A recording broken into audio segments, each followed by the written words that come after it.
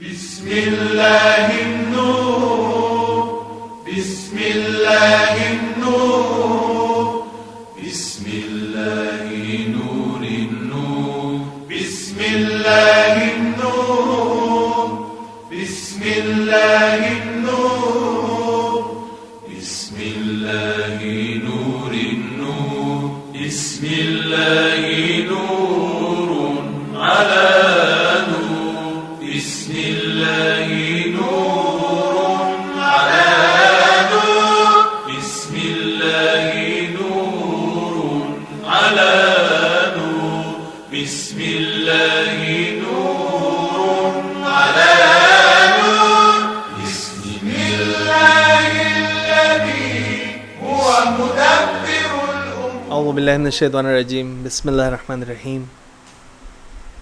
وفوض امری الی اللہ ان اللہ بصیر بالعباد.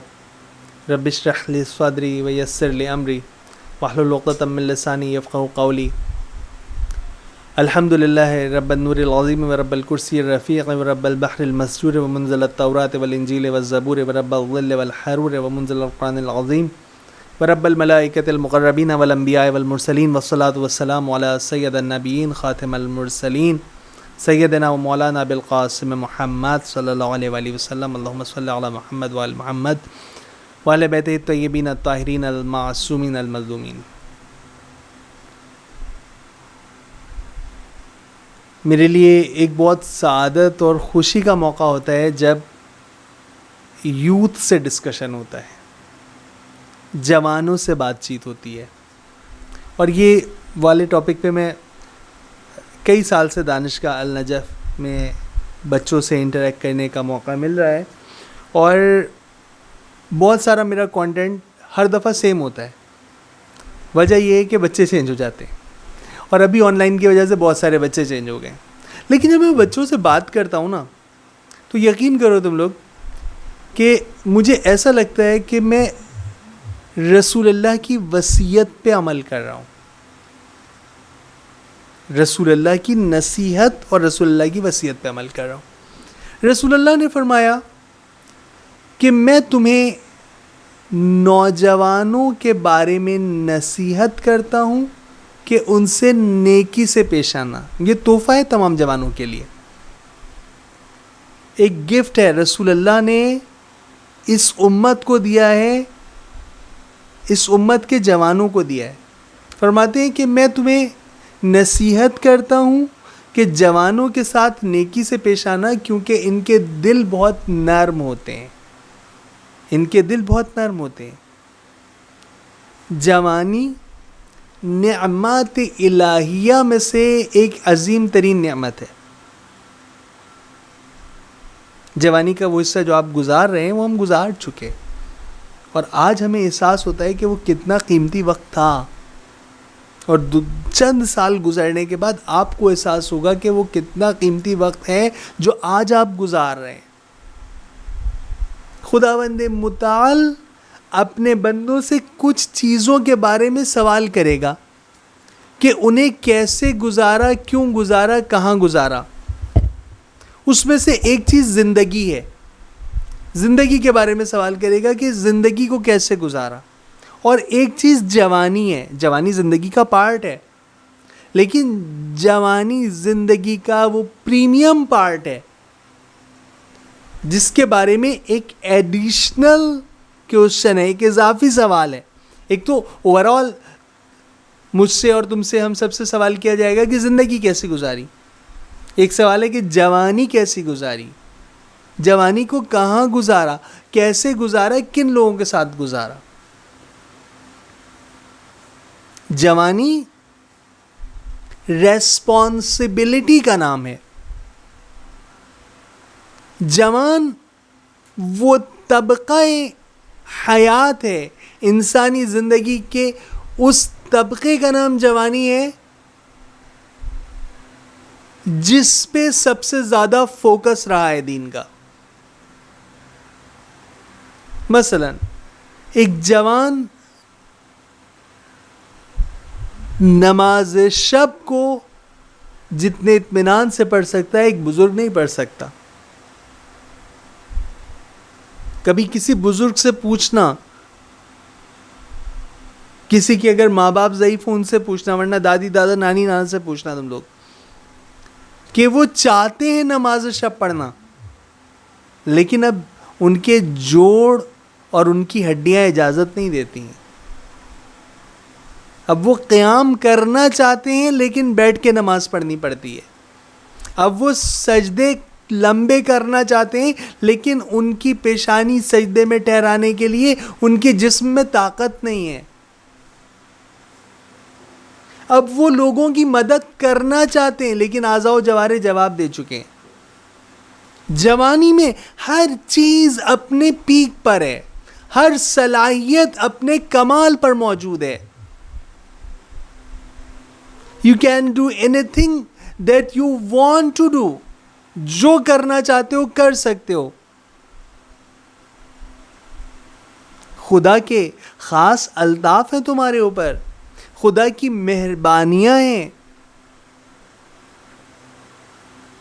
خدا کا لطف و کرم ہے. کبھی سوچا ہے کہ خداوند متعال ایک بچے سے سوال کیوں نہیں کرے گا؟ تم نے ابھی تک جو زندگی گزاری 13 14 15 سال 16 سال، کیا اس ایج کی تم سے اکاؤنٹیبلٹی کی جائے گی؟ نہیں کی جائے گی. جو بالغ ہونے سے پہلے کا عرصہ تھا، کیوں نہیں کی جائے گی؟ وجہ یہ ہے کہ ابھی میچورٹی لیول اس طرح کا نہیں ہے کہ اکاؤنٹیبلٹی کی جائے. ابھی ذہنی سطح اس مقام پر نہیں پہنچی ہے کہ خداوند متعال سوال کرے کہ ہاں یہ کام تمہارے اوپر فرض تھا، آیا یہ کام تم نے انجام دیا نہیں دیا. خدا نے فرائض نہیں رکھے، واجبات اور محرمات کی پابندی نہیں رکھی. کیوں نہیں رکھی؟ یہ ایج ایسی ہے کہ ابھی عدم پختگی ہے، ابھی ناتوانی ہے، ابھی عقل مکمل نہیں ہوئی ہے. لیکن جیسے ہی you have reached at puberty, تم سن بلوغ تک پہنچے، اب خداوند متعال نے پابندیاں لگانا شروع کر دی.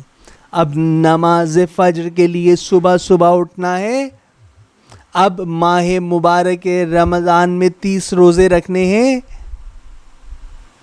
اب جہاد کے لیے گھر سے نکالنا ہے، اب اپنی جو بھی آمدنی ہے اس پہ خمس و زکوٰۃ کی پابندی کرنی ہے، اب اہل بیت سے محبت کو عملی طور پہ کرنا ہے، اب اہل بیت کے جو بھی اس زمانے میں مخالفین ہیں، دشمن ہیں، ان کے خلاف کام کرنا ہے. کیوں؟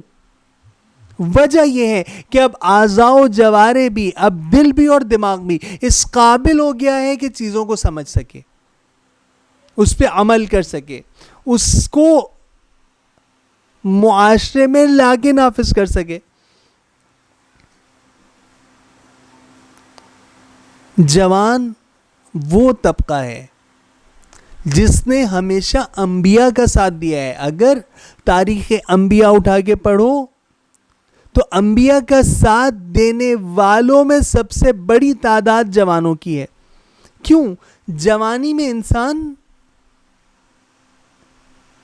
اس درخت کی مانند ہے جو ابھی پختہ نہیں ہوا ہے، اسے اپنی مرضی سے موڑا جا سکتا ہے. بڑھاپے میں ایسا بن گیا ہے درخت کہ اب اگر موڑیں گے تو ٹوٹ جائے گا، مڑے گا نہیں.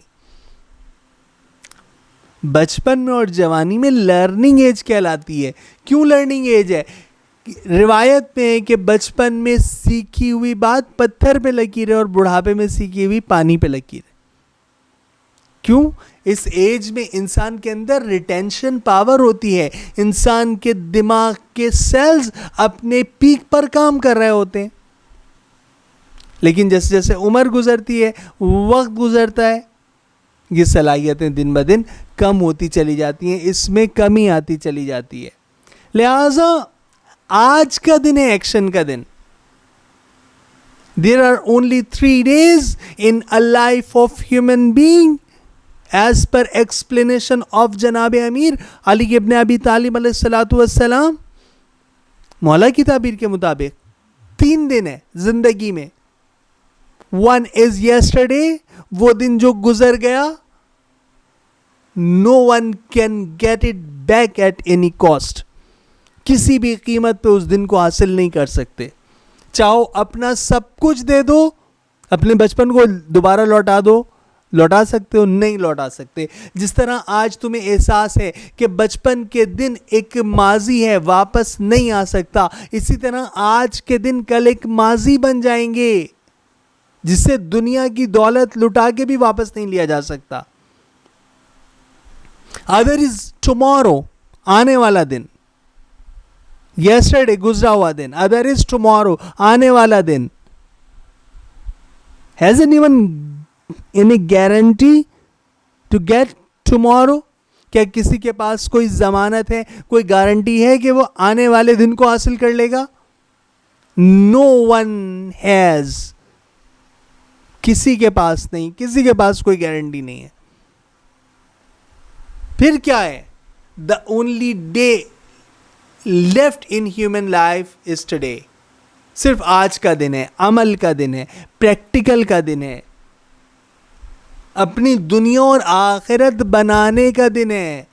ربنا آتنا فی الدنیا حسنہ وفی الآخرۃ حسنہ وقنا عذاب النار. ربنا آتنا فی الدنیا حسنۃ وفی الآخرۃ حسنہ وقنا عذاب النار. اے اللہ ہمیں عطا کر دنیا میں بھی حسنہ اور آخرت میں بھی حسنہ, اور ہمیں آگ کے, جہنم کے عذاب سے بچا لے. اور جوانی بہترین دور ہے جس میں انسان اپنے آپ کو آخرت کے عذاب سے بچا سکتا ہے, دنیا کے عذاب سے بچا سکتا ہے, حسنات کو حاصل کر سکتا ہے, سیئات سے بچ سکتا ہے. اس کے بعد ایک سوال کہ جوانی میں انسان کی کیا ضروریات ہوتی ہیں. مثلا جوانی کی ایک ضرورت ہے دوستی.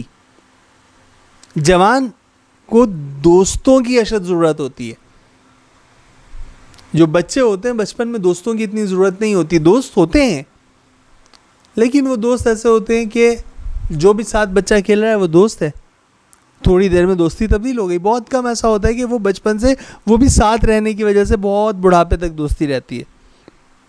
لیکن جو جوانی میں دوست بنتے ہیں وہ معیارات اس کے لیے دیے گئے, معیارات بتائے گئے, اسٹینڈرڈز بتائے گئے. منع کیا گیا ہے کسی احمق سے دوستی نہیں رکھو, کسی دیوانے سے دوستی نہیں رکھو, کسی بے دین سے دوستی نہیں رکھو. دوست ایسا ہونا چاہیے, مولا فرماتے ہیں کہ جب تم گناہ کرو, جب تم تباہی کی طرف جاؤ, تمہارا ہاتھ پکڑ کے تمہیں کھینچ لے, تمہیں کامیابی کے راستے پہ لے کے چلے, تم کو سمجھائے کہ پب جی کھیل کر ٹائم ویسٹ کرنے سے بہتر ہے خدا کی عبادت کرو. اچھا اب یہاں پہ ایک نقطہ میں عرض کر دوں بچوں, خدا کی عبادت کرو مینز واٹ, کیا مقصد ہے اس کا؟ سارا دن سجدے میں پڑے رہو؟ نہیں. Normal life. اسلام دین فطرت ہے, اسلام روحانیت کا مخالف ہے.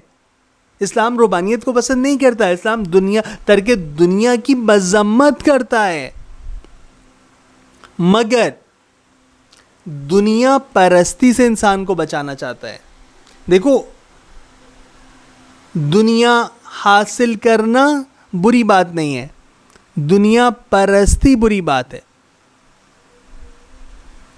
ایک بزرگ عالم دین, مجتہد, عارف آغائے احمد نراقی گزرے ہیں, بہت بڑے عارف.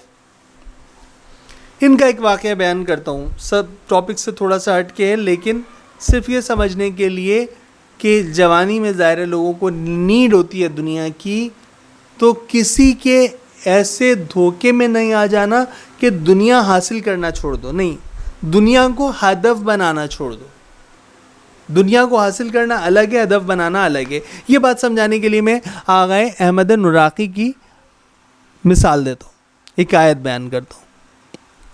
ایک شخص ایک ملنگ ہے. اس زمانے میں, آج سے کئی سو سال پہلے, ملنگوں کا ایک طریقہ ہوتا تھا, ان کے پاس ایک کشکول ہوتا تھا. اسی کشکول میں کھانا کھاتے تھے, اسی میں پانی پیتے تھے, اسی سے وضو کرتے تھے, اور وہ ان کی زندگی کا ایک پارٹ تھا. ایک ملنگ آتا ہے آغا نوراقی کے پاس اور کہتا ہے کہ آغا آپ اتنے بڑے مجتہد ہیں, لوگ آپ کی بات مانتے ہیں, آپ کی تقلید کرتے ہیں. اچھا, آغا نوراقی کا میں بیک گراؤنڈ بتاؤں. آغا نوراقی کا بیک گراؤنڈ یہ تھا کہ یہ ایک امیر گھرانے سے تعلق رکھتے تھے. ان کے پاس زمینیں تھیں, جائیداد تھیں, نوکر چاکر ملازمین سب کچھ تھا ان کے پاس, اور الحمدللہ خدا کا دیا ہوا سب کچھ تھا, اس کے مطابق یہ زندگی گزارتے تھے. اب ملنگ کہتے ہیں آپ اتنے بڑے عارف ہیں, عالم ہیں, مجتہد ہیں, مرجع ہیں, آپ نے اتنا سب کچھ رکھا ہوا ہے. انہوں نے کہا دیکھو یار, یہ سب چیزیں خدا کی نعمات ہیں, اس کی حفاظت کرنا میرا فرض ہے. لیکن وہ شخص نہیں مانا. آقا نے کہا میں کیا کروں. عرض کرنے لگا کہ آپ ان سب چیزوں کو چھوڑیں اور میرے ساتھ چلیں, کربلا چلتے ہیں. آقا نے بہت سمجھانے کی کوشش کی, نہیں مانا. آقا نے کہا چلو ٹھیک ہے ایسا کرتے ہیں. جب جانے لگے تو آقا نے کہا کہ اس کا کشکول چھپا دو. کیا کہا؟ اس کا کشکول چھپا دو. نوکروں چاکروں سے کہا کشکول چھپا دیا گیا. اب اکیلے جسم پر ایک کپڑے ان کے اور ایک کپڑے اس ملنگ کے جسم پر ہیں. چل پڑے. پرانا زمانہ تھا, گھوڑوں پہ, پیدل, اونٹوں پہ, جس طرح بھی جانا تھا. رات ہو گئی, نماز مغربین کا وقت ہو گیا, گھر سے بہت دور آ گئے. اب جب نماز مغربین کا وقت ہوا, اب جب گٹھری کھولی اس ملنگ نے تو اس میں کشکول نہیں ملا. آغا میرا کشکول رہ گیا. آغا نے کہا چلو اب کربلا چلو, اب چھوڑو کشکول کو. اس نے کہا نہیں آغا مجھے کشکول چاہیے. آغا نے کہا آگے ہمیں حرکت کرنی ہے. نہیں مانا, بہت ضد کی. آغا نے کہا کیا کروں. کہا واپس چلیں, اپنے گھر چلتے ہیں, وہاں سے کشکول اٹھا کر لاتے ہیں. واپس آغا کے گھر آ گیا. آغا سے کشکول اٹھایا اور کہنے لگا واپس چلیں. آغا نے کہا اب نہیں جاؤں گا, اب نہیں جاؤں گا. اور پھر آغا نے کہا دیکھو معاملہ یہ ہے کہ میرے پاس اتنی دنیا تھی لیکن میں نے دنیا میں دل نہیں لگایا ہوا تھا. تمہاری دنیا ایک کشکول تھی, تم نے اس میں دل لگایا ہوا تھا.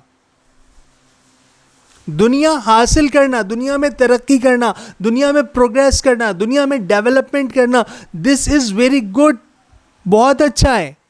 لیکن دنیا پرستی, دنیا داری, دنیا کے پیچھے بھاگنا, یہ ایک الگ معاملہ ہے. اس کی مذمت کی گئی ہے. جب بھی کسی جوان سے سوال ہو کہ دنیا مذموم ہے تو آپ بتائیں کہ دنیا مذموم نہیں ہے, دنیا پرستی مذموم ہے, دنیا طلبی مذموم ہے. درود پڑھیں محمد و آل محمد پر. اللہ.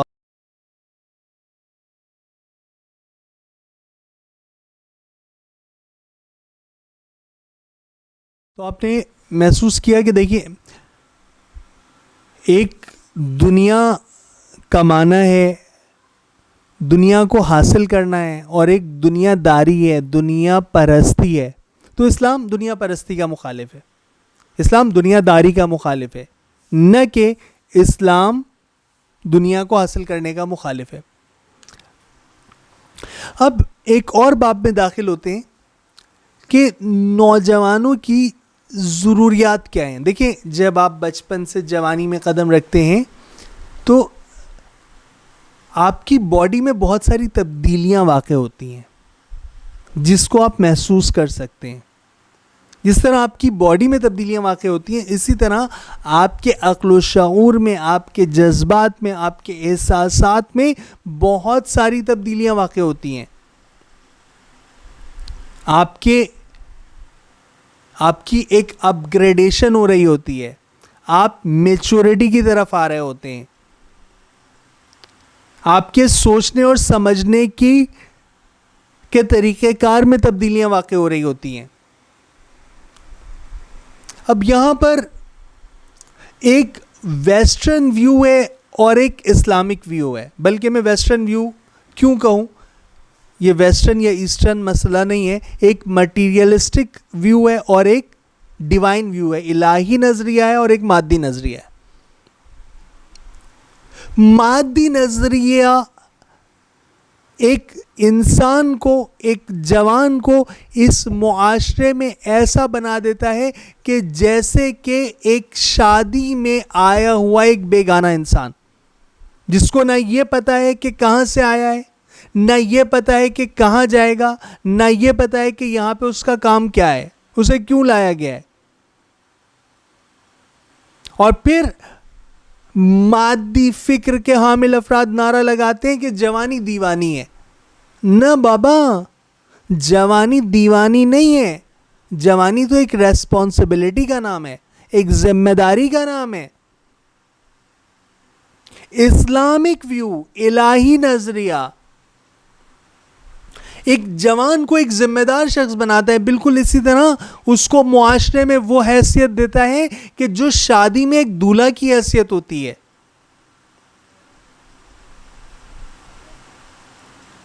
جوان ایک ذمہ دار شخص کا نام ہے. جوان خدا کی نظر لطف و کرم کا دور ہے. جب خدا کی الطاف, خدا کی کرامات, خدا کی رحمتیں, خدا کی مہربانیاں اپنے کمال پہ ہوتی ہیں, اس دور کو آپ جوانی کا نام دے سکتے ہیں. The best can be delivered in the life during the period of adulthood. جوانی کے دور میں, ینگہڈ, جوانی کے دور میں آپ بہترین کام کر سکتے ہیں. خدا نہ خواستہ کوئی برائی پہ جائے تو بدترین حد تک جائے گا جوانی میں, اچھائی پہ جائے تو اعلیٰ ترین مقامات کو حاصل کرے گا جوانی میں. جوانی میں انسان کی ایک ضرورت ہوتی ہے آئیڈیلزم. اب انسان میچورٹی کی طرف آیا ہے نا, بچپن تو گزر گیا, لیکن اب انسان کسی کو آئیڈیلائز کرنے لگتا ہے. کس کو آئیڈیلائز کریں گے آپ؟ کسی پلیئر کو, کسی کرکٹر کو, کسی ایکٹر کو, کسی ایکٹریس کو, یا پھر کس کو آئیڈیلائز کریں گے؟ ایک ایکٹر یا ایکٹریس جو جھوٹی شعبدے بازیوں میں لوگوں کے دماغوں سے کھیل رہا ہے یا کھیل رہی ہے, اس کو آئیڈیلائز کریں گے؟ یا وہ پلیئر جو لہو و لعاب میں وقت ضائع کر رہا ہے, اس کو آئیڈیلائز کریں گے؟ میں گیمز کا مخالف نہیں ہوں, اسپورٹس کا مخالف نہیں ہوں, لیکن جس نے اپنی زندگی کا ہدف ہی کھیل کود بنایا ہوا ہے, اس کو آئیڈیلائز کریں گے؟ یہ وہ لوگ کریں کہ جن کے پاس آئیڈیلز نہ ہوں. ہمارے جوانوں کے پاس آئیڈیل جناب علی اکبر ہیں, مولا ابوالفضل عباس ہیں.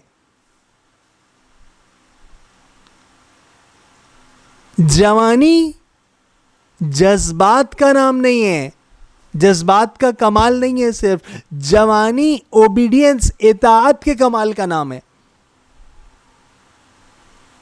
جوانی وہ فکر دیتی ہے جو فکر ابوالفضل عباس ہے, کہ ساری زندگی 36 ایئرز تک کوشش کرتے رہے کہ کربلا میں جنگ کرنی ہے. جنگ کا وقت آیا, امام حسین نے بھیج دیا صلح کرنے, امام حسین نے بھیج دیا مہلت طلب کرنے کے لیے.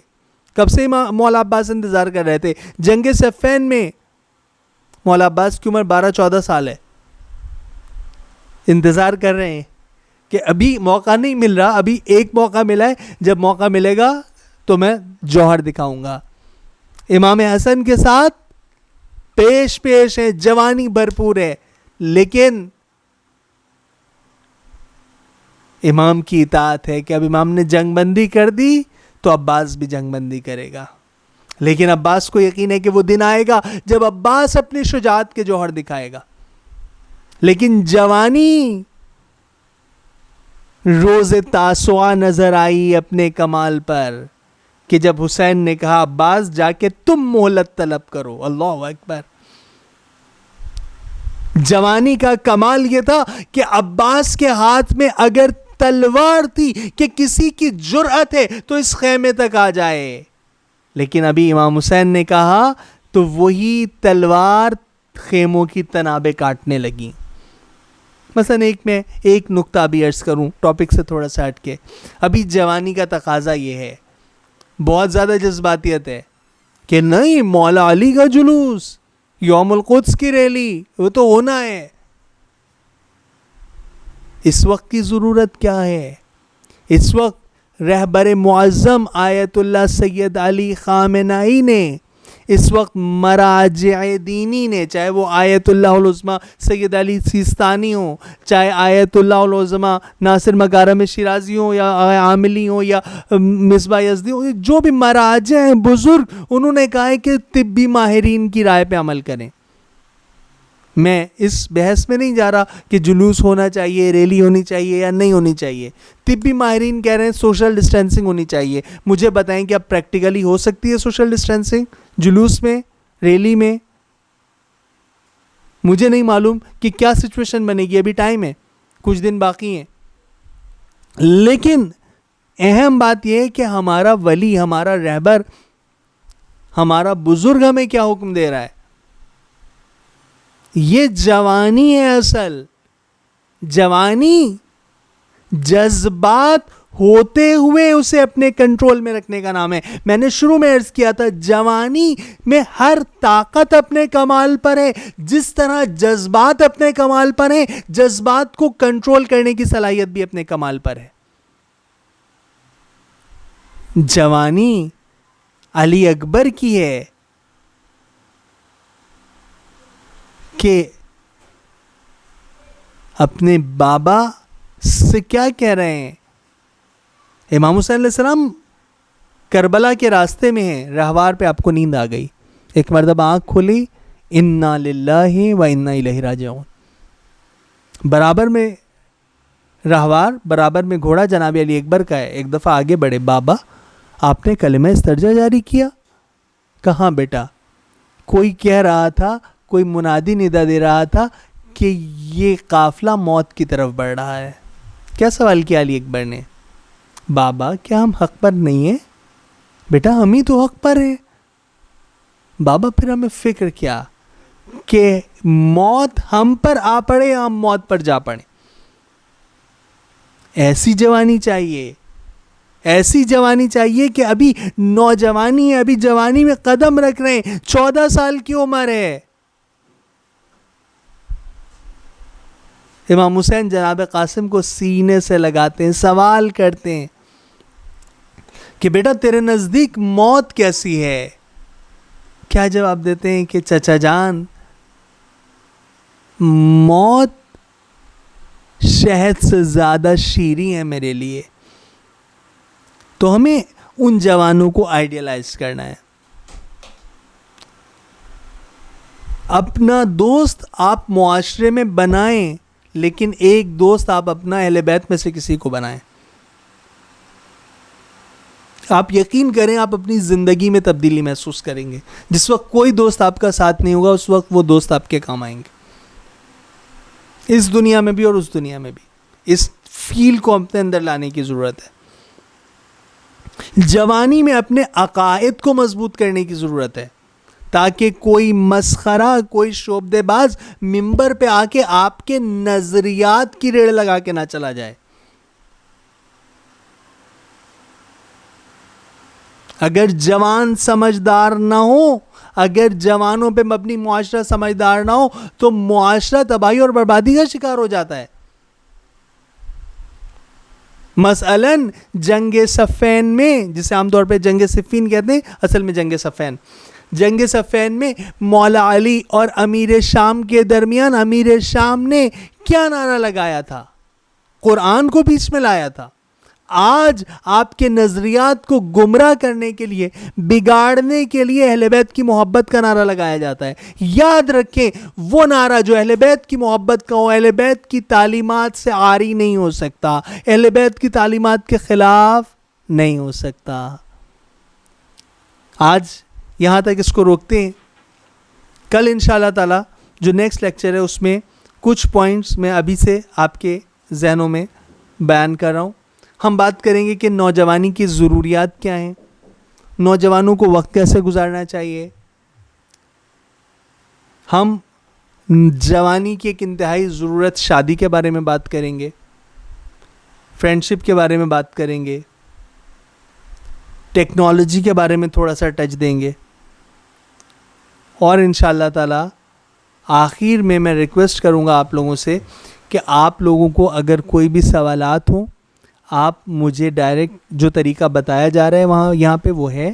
اس کے علاوہ آپ ڈائریکٹ مجھے کال کر سکتے ہیں, واٹس ایپ کر سکتے ہیں. میرا نمبر ہے 0323-298-4878. دوبارہ دہراؤں گا 0323-298-4878.